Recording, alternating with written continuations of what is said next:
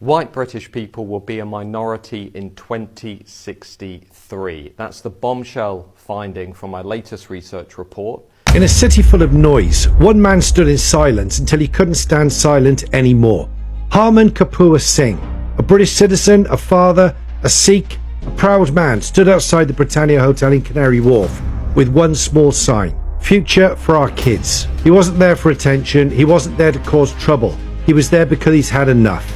Is it ironic for me to complain about third world illegal immigration and then say that I want to leave the UK and become an immigrant? Well, imagine this, right? Imagine you lived in a small town and the local council told you that they were going to be putting third world illegal immigrants that have come on boats up in hotels and they're going to be around your community. That might make you feel a little bit uneasy.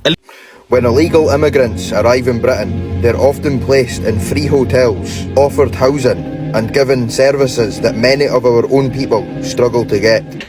Now, immigration has always been one of the most polarizing conversations in the United Kingdom. For some, it's a story of growth, diversity, and economic gain. For others, it's about fear, strain, and the loss of a familiar national identity. The truth is, immigration in Britain today is not just about numbers on a chart or policies written in Parliament. It's about how people feel, about their safety, their children's future, and the identity of their communities. A lot of the people who are coming in, I don't want to be too harsh on them, but they have a completely different set of values, especially when it comes to their laws, than we do in the UK. And they seem to want to impose their way of life from where they are from on us. One thing that's certainly happened is more and more sexual assaults, I think, are becoming apparent. There's also a huge increase in gang violence, and it seems like the police seem scared to counteract this. Police have been open about how they're not within their resources to respond to burglaries, for example. They've openly admitted that. However, they seemingly have huge amounts of resources to go after people who make offensive tweets. The internet could well be over-dramatising that, but the point is, the internet is only showing what other people are seeing. So even though it might not just be happening in your world, what you see with your eyes is not just what there is to see. There's a lot more to see, and that's what the internet is bringing to light. Is it ironic for me to complain about third world illegal immigration and then say that I want to leave the UK and become an immigrant? Well, imagine this, right? Imagine you lived in a small town and the local council told you that they were going to be putting third world illegal immigrants that have come on boats up in hotels and they're going to be around your community. That might make you feel a little bit uneasy, at least if you have some sort of sanity left. You might feel a little bit uneasy about people who have arrived in the UK and we have no idea who they are because they have no passports and they've chosen to get a boat rather than get a plane, so for that very exact reason, so that we don't know who they are. It's quite reasonable to think, okay, I'd rather that didn't happen. So then you say to the council, excuse me, can you actually not do that because that's putting me and my family at risk? And they say, no, we're going to do it anyway. And not only that, but we're going to use your money to do it. Would it not be reasonable for me to want to move to another estate, another area? Because if you don't think that that's reasonable, then you've been seriously and heavily propagandized. In a city full of noise, one man stood in silence until he couldn't stand silent anymore. Harman Kapoor Singh, a British citizen, a father, a Sikh, a proud man, stood outside the Britannia Hotel in Canary Wharf with one small sign: future for our kids. He wasn't there for attention, he wasn't there to cause trouble. He was there because he's had enough. Enough of the open border madness, enough of illegal migrants being waved in across the channel. No checks, no background, no accountability. And while they get handed hotels and handouts, our resources get drained, our services get stretched, and our communities left to deal with the consequences. Harman wasn't shouting hate. He was demanding protection. Protection for his children. Protection for your children. Safety for our women. Stability for our schools. And security for the future. And when the police ignored him, he shouted, "Arrest me for standing up for my kids." Let that sink in for a minute. A British man, peacefully protesting in his own country, asking for basic safety. And the only response he gets is silence from the state and suspicion from the system. This is what integration should look like. Not entitlement, but responsibility. Not shouting down the country, but standing up for it. Harman Kapoor Singh didn't just wave a flag or recite a slogan. He showed guts. He spoke for millions who feel ignored. It will now be cheaper for companies to employ Indian migrants over British citizens. And this is as a result of the trade deal between India and the UK, where Indian migrants will be exempt from NI contributions for 3 years. So it's a no-brainer for companies. Why would they choose a British citizen when they can choose a cheaper option of an Indian migrant? This will probably have an impact on industries such as retail, hospitality, finance, tech, IT, and probably many more. Now, I have no issues with immigration. We've massively benefited from immigration. However, we have not kept up with the infrastructure which facilitates immigration, such as housing. Also, will this undercut our salaries and our wages, like it did with many of the Europeans that came over, and undercut the salaries in the construction industry? Could you be in a company or in an industry where they will now rather choose an Indian migrant over someone like you? White British people will be a minority in 2063. That's the bombshell finding from my latest research report, which draws on the most reliable evidence in the country to look at how the UK's population is going to evolve in the years and decades ahead.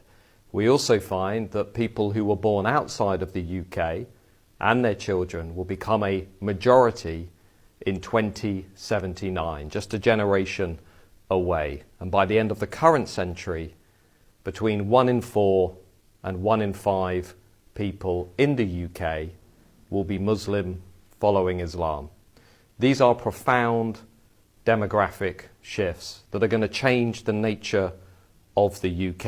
And whatever you think about them, whether you support them, whether you are concerned about them, as a country we need to be able to talk about where these trends are taking us and how, if at all, we're going to be able to unify people in an increasingly ethnically and religiously diverse society. So come and join us at mattgoodwin.org, where we're debating these issues and more, one of the most read politics newsletters in the UK. I'll see you there. Let's start with what many people are saying. Across neighbors, town halls, and especially online, you will hear growing frustration. People feel that the UK government has lost control of its borders. The images of boats crossing, the English Channel fuel the sense of chaos. Men, women, and children, often without passports or any way to verify their identities, arrive daily. For locals, this is not an abstract debate. It feels like a direct risk to their families, their safety, and their way of life. One father, Harmon Kapora, described it as open border madness and demanded protection for his children and safety for women. His words echoes what millions of citizens feel ignored, silenced, and even shamed for speaking out. Now, there are also fears of crime. Some point to rising sexual assaults and an increase in gang violence as evidence that uncontrolled migration comes with dangerous consequences. And yet, when communities turn to the police, they hear that officers don't even have the resources to deal with burglaries. Instead, critics argue police are prioritizing online speech and offensive tweets while ignoring the violence and the theft that affects daily lives. For many, this feels like a betrayal, like the system protects political, correctness more than it protects people. But immigration is not just about, it's not just a question of security. It's also about demographics, identity, and the future of the nation itself. Research suggests that by 2063, white British people will become a minority in their own country. By 2079, people born outside the UK and their children will form the majority. And by the end of this century, between 1 in 4 and 1 in 5 people in the UK will be Muslim. These projections, right or wrong, spark anxiety for those who believe the UK is losing its cultural roots. It's not simply about statistics. It's about what kind of country the UK will be in 50 or 100 years. On the other side of the debate, some argue these fears are exaggerated or rooted in misinformation. One speaker challenged the idea that migrants get more support than citizens. They remind people that council housing, universal credit, and full NHS access are reserved for British citizens and not illegal immigrants. Migrant hotels, they said, are temporary accommodations, not permanent homes. And when it comes to healthcare, legal migrants only get free emergency treatment. Everything else must be paid for. This paints a very different picture from the claim that migrants live luxury at taxpayer expense. Still, perception often feels more powerful than fact. For communities already stretched thin, even temporary housing for migrants can feel like a drain. When housing is scarce, when hospitals are overwhelmed, when schools are packed, any new arrival can seem like a burden. And this brings us back to the real issue. It's not just about immigration itself, it's about infrastructure. Britain has massively benefited from immigration, yes, in many ways, but the country has not built the housing, the hospitals, or the schools to keep up. This imbalance is what turns opportunity into conflict. Then there is the economic angle. A new trade deal with India, exempts Indian immigrants from national insurance contribution for 3 years. For companies, that means hiring an Indian worker is simply cheaper than hiring a British citizen. Critics warn this could, undercut wages across industries like retail, hospitality, finance, tech, and IT, just as they argue it did in construction with European workers. So the question becomes, who really benefits? The migrant who gains a job, the company that saves money, or the citizens who now struggles to compete?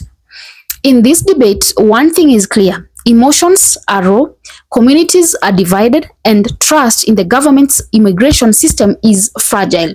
Today, I want to walk through these perspectives, weigh their truth, and ask a deeper question. How does the UK balance the undeniable benefits of immigration with undeniable strains it creates?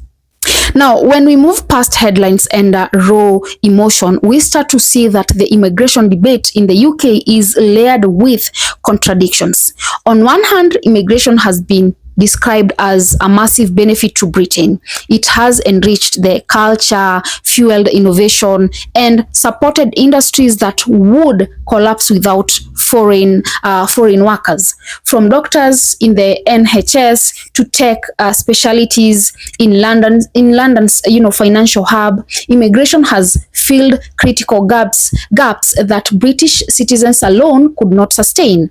But on the other hand, communities on the ground don't feel the benefits as clearly as policymakers or corporations do. They see rising rents, overstretched hospitals, crowded schools, and jobs that seem harder to secure. For them, immigration doesn't look like a benefit. It looks more like competition, strain, and insecurity. This tension between national benefit and local burden is at the heart of the problem. Governments like to, present immigration in terms of overall, GDP growth or labor supply, but citizens citizens live it in terms of waiting times or at hospitals, housing prices in their neighborhoods, or the safety of their children walking home from school. These two perspectives often don't align. Another contradiction lies in the conversation about welfare and benefits. The popular belief is that migrants get special treatment, free housing, hotels, and handouts, while citizens struggle. This belief is powerful because it ties directly into feelings of unfairness. But as we've seen, at least one source challenges this as factually false. They insist migrants don't get council, housing, full NHS coverage, or benefits like universal credit. So why does the belief persist? Because perception is shaped not by technical policy but by what people see and experience. If someone notices hotels filled with migrants while their own children can't get a local council flat, no amount of technical explanation changes their sense of injustice. And then there's crime. The idea that illegal immigration fuels crime is one of the most emotionally, charged claims in this debate. Whether crime rates are actually higher because of immigration is not the point here. The point is how people feel. When crimes occur and when the accused are immigrants or asylum seekers, it reinforces the fear that immigration is not just a demographic or economic issue. It's a threat to personal safety. And when people feel their government and police are not addressing it, those fears grow. We also need to confront the demographic question, head on. Numbers showing white British people becoming a minority by 2063, or Muslims making up 1 in 5 by the end of the century, spark powerful emotions. For some, this is a natural evolution of a multicultural society. For others, it feels like the erosion of their cultural and national identity. This is not just about race or religion, it's about belonging. When people feel their country is changing so fast that they no longer recognize it, they feel alienated. That alienation breeds resentment, and resentment is dangerous for social unity. And yet, immigration also offers hope. It brings new ideas, new businesses, and new energy. It connects Britain to global markets and global, talent. The UK has massively benefited from immigration. That much is true. The challenge is making sure those benefits are shared and that they don't come at the cost of community trust and cohesion. So the point of this discussion is immigration is neither the disaster some claim nor the perfect blessing others insist. It's both. It benefits and burden. It is opportunity and challenge. The real question is, can Britain find balance, or will this remain a debate where one side feels silenced and the other feels ignored? This brings us to the heart of the reaction. What does immigration, mean for Britain moving forward? And what are the risks of ignoring the voices of either side of the debate? First, let's consider the fear that ordinary citizens are expressing this, These are not abstract academic discussions. They are deeply personal concerns about safety, identity, and fairness. When Harmon Kapora, protested for protection for his children and safety for women, he was giving voice to millions of people who feel powerless. Ignoring those voices is not just a political mistake. It's a recipe for social fracture. If people feel they are, shouted down as racist or bigoted simply for raising concerns, those concerns don't disappear. They deepen, they harden, and they eventually erupt in ways that, destabilize society. At the same time, there is a danger in, oversimplifying immigration as purely negative. The reality is that Britain would not function without immigrants. Hospitals would collapse without migrants. Doctors and nurses, industries like agriculture, construction, hospitality, and tech rely heavily on migrant labor. Innovation in science and businesses has often come from immigrants who brought fresh ideas, and global networks. To ignore these contributions would be, dishonest. The problem then is not immigration itself, it's management. Poorly managed immigration creates chaos, fuels resentment, and erodes trust. Well, managed immigration, on the other hand, can strengthen a nation. The key is balance, ensuring security and accountability while also maintaining openness and opportunity. So, how can Britain strike that balance? 1. Border control and accountability. The sense of chaos at the channel crossing must be addressed. It's not just about numbers, it's about trust. People need to see that the government is in control, that arrivals are screened, and that security is not being compromised. Without this, any conversation about the benefits of immigration will fall on deaf ears. Number 2, the resource allocation. Citizens need to know they are not being left behind. If migrants are placed in hotels, the government must ensure it doesn't come at the expense of local housing needs. Transparency is key. People will accept tough decisions if they believe they are fair, but secrecy and spin fuel resentment. Number 3, integration and shared values.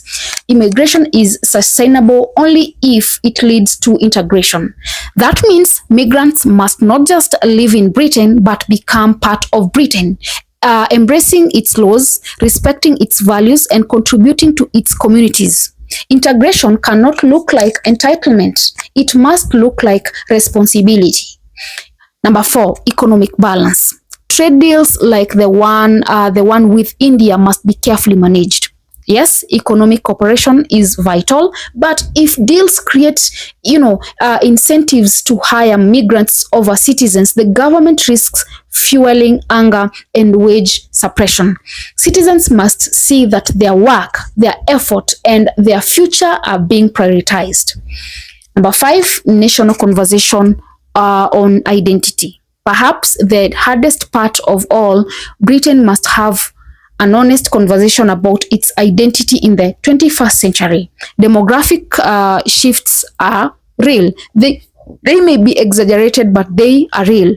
Pretending they don't matter only fuels suspicion. The country must decide what it means to be British in a society that is more ethnically and religiously diverse than ever before. This requires leadership, honesty, and courage. But here is also a personal side of this. Immigration challenges us to ask what kind of society we want to live in. Do we want a Britain defined by fear and division, or do we want a Britain that is confident enough to embrace diversity while strong enough to demand responsibility? This is not about left or right. It's about survival, cohesion, and the future. Let's be honest. If Britain fails to manage immigration fairly and transparency, the anger will not go away. It will grow.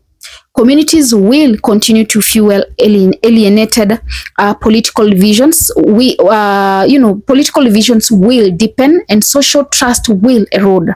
On the other hand, if Britain ignores the contributions and sacrifice of immigrants, it risks cutting itself off from the very people who help sustain its economy and culture.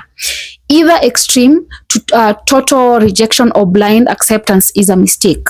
The path forward is difficult, but it starts with listening to citizens who feel ignored, listening to immigrants who feel scapegoated, and listening to the facts, not just the fears. Only then can the UK move beyond, shouting matches and build a future that is both secure and inclusive. Immigration is not going away.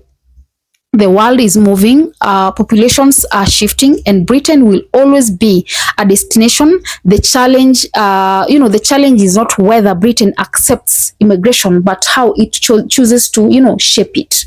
Will immigration be a source of strength or a spark of division? That decision lies not in the boats crossing the channel, not in the trade deals signed in parliament, but in the choices the nation makes together. So here is my reaction and my challenge to anyone watching. It's time to move past slogans and scapegoats. It's time to demand accountability, fairness, and division. Immigration can break Britain or it can build Britain. The choice is ours. Guys, let me know. What do you think? Drop a comment and also remember to subscribe, like, and share as well. And until next time, bye-bye.